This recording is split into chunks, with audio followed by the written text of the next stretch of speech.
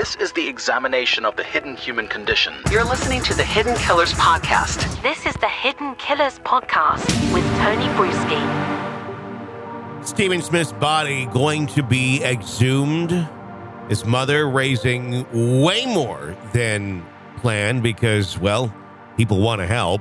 And they want justice in South Carolina's Low Country for a young man who was murdered, even though the reports say hit and run, which that is a form of murder. But this was no hit and run. When you look at the autopsy reports and then them equating 1 + 1 = 8, doesn't make a whole lot of sense. Injuries not remotely consistent with a hit and run, nor was the scene. But, you know, over there they kind of have this trend of hiding things, brushing them under the cover, especially when it involves certain people of a certain ilk, of a certain name, prior to that certain name going down. Of course, we're talking about the Murdaughs. Do we know, were they involved in some way, shape, or form with the death of Stephen Smith? No, we don't. We're waiting to see where this investigation takes us. But I'm hoping and I'm thinking, I don't know, as a normal human being, that if you were involved in something like this, if you have a little bit of a conscience, you'd be getting a little nervous right now. Just a little bit. Although we have seen that with certain individuals in South Carolina's Low Country that conscience doesn't always exist. And, you know, genetics play a big role when you have kids. I think it could be argued a little bit that maybe some of the kids of a certain person maybe not have the most robust of consciences out there, but maybe just a little, I don't know, maybe a little concerned. I don't know. It all depends. It all depends. There's a lot of allegations out there.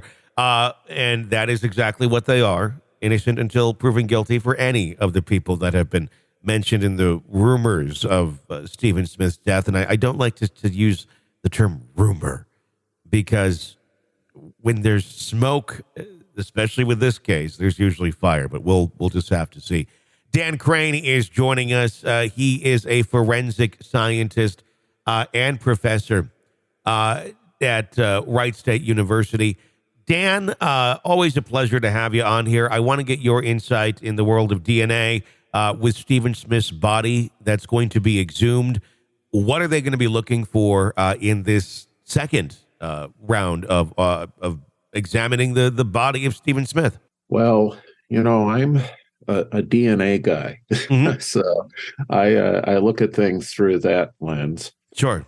And you know, I don't think it would be particularly helpful in this instance, but certainly it would be possible to generate a DNA profile for the deceased from those remains.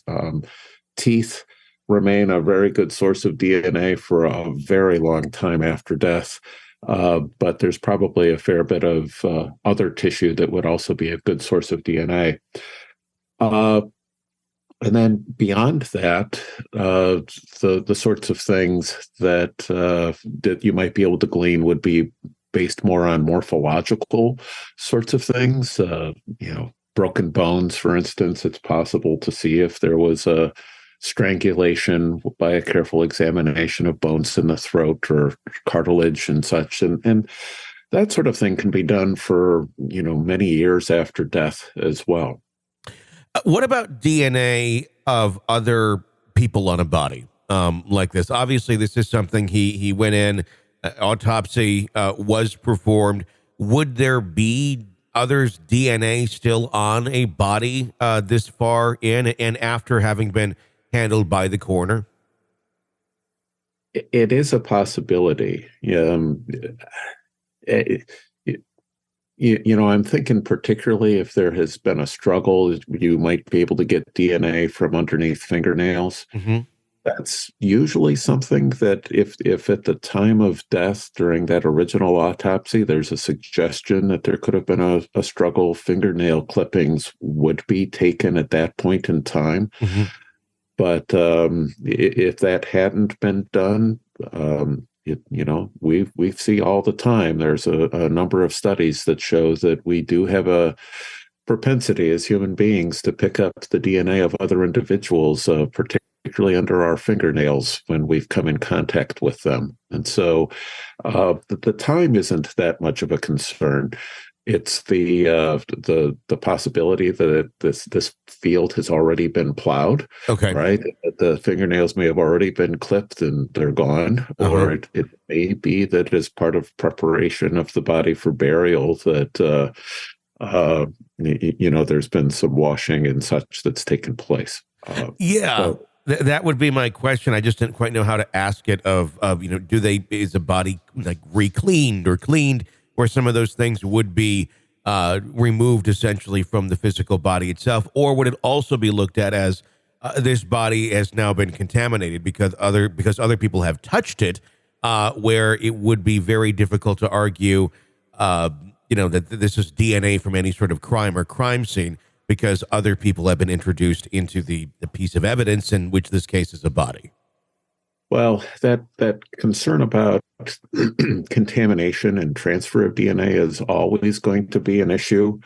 But if, for instance, a DNA profile was found under the fingernails, again, just a hypothetical of, for instance, if a DNA profile of somebody other than the decedent was found under their fingernails, and that DNA profile was found to be consistent with, or if you prefer, match the DNA of a suspect in the case, it's hard to argue that that's the result of contamination. If you found the coroner's DNA with the fingernails, well, I suppose it might cross people's mind. Could the coroner have been involved with the original crime? But it's that's usually an unrealistic thing to consider, and we have a much simpler explanation for how the coroner's DNA may have gotten there. There's a fever going on now that Alec has been convicted to, I think, almost continue this dig into the Murdaugh family, and that's where I think a lot of this is coming from. And also because it was very sloppy work that was done when Stephen Smith was killed. His autopsy saying hit and run, even though all the evidence points to it being anything but a hit and run at the time. But everything was done very quickly. And the original attorney that jumped in and offered his services up free of charge was one of the Murdaughs. So there was so many things early on where evidence could have been gathered, but I think immediately they really wanted to push it down as a hit and run and just kind of move on with things. Is this a case where it's going to be nearly impossible, or are there possibilities? Are there roads one could go down here this many years later to find and convict someone, or did whoever kind of pushed this thing along through really play their cards right, knowing that your odds go dramatically down over time and the way that things were handled?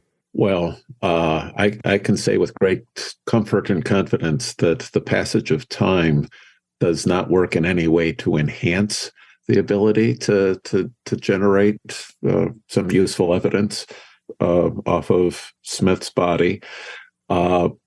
But at the same time, certain things like, fingernails or broken cartilage in the neck, those sorts of things could still be quite useful and viable at this point in time, even after years have passed. So, just very candidly, if I was a member of Smith's family, I'd be very happy to see no stone left unturned. Sure. Right? Maybe it's a 1 in 100 chance that you'll find something that would be probative or assist in an investigation. I don't see personally what the downside is to taking that 1 in 100 chance. I think the other piece that really has not been talked about yet, and I don't know what data would still exist out there, maybe it's still there, is the digital footprint of Stephen Smith, looking into his cell phone, of who was accessed, what were those text messages at that time.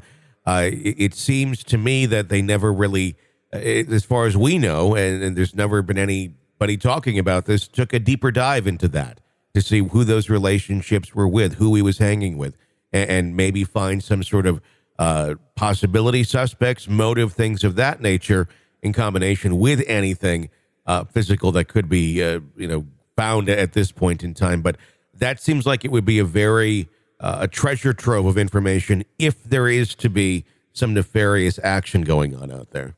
Yeah, well, I certainly agree. I think that at some level, our digital footprint is immortal. It's just that folks like you and I may not have access to that information. But I think there are government agencies, for instance, that probably would be able to resuscitate that and look back if there was sufficient cause for them to do so. Yeah, I'd be curious to see what exists on a cloud somewhere, or if they still happen to have his device, which if they do, that would be the treasure trove. But to see what exactly the communication would be in that sort of a fashion. Yeah, having the device certainly makes it a whole different process. That makes it so much easier. Yeah. The device is in hand. You're listening to the Hidden Killers podcast with Tony Bruschi. Dan Crane, forensic scientist and professor, president, CEO, forensic bioinformatics, and professor at Wright State University. Thank you so much for your insight. Always a pleasure to get your insight there. And if you want to get an ad-free version of the show, you can do so through Apple Podcasts. Yes, all you have to do. Go to Apple Podcasts, press subscribe on our premium channel, get access to our episodes ad-free, and binge away right now. My name's Tony Bruschi. You can follow me on Twitter at TonyBPod. Stay with us.